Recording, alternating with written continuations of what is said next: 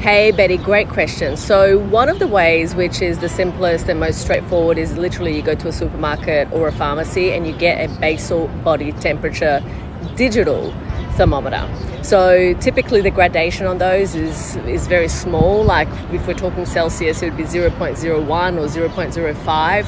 And essentially what that will do is it will enable you to perceive very small changes in your temperature in the morning, first thing in the morning before you wake up. Literally, it's like whenever the alarm goes on, ideally at the same time every day, because temperature does fluctuate depending on the time that you wake up. The earlier in the morning, the lower it is. Typically, the later in the morning, the higher it is.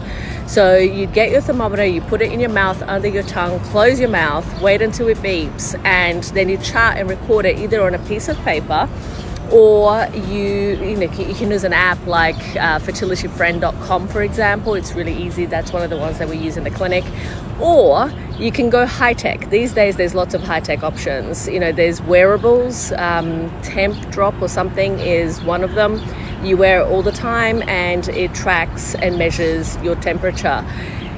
There's lots of different ways of doing that. Like with wearables, for example, I have an Aura ring, and that tracks temperatures with the app that's called Natural Cycles.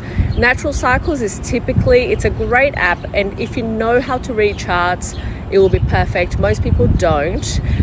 So something that is fertility friendly and that is specific for fertility is probably easier, because it will tell you specific information that you need to know.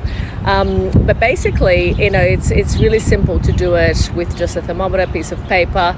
And there's lots of in fact, I've got a whole talk that I've done on this. If you go to my website, fertilitybreakthrough.com, you'll be able to have a look at that.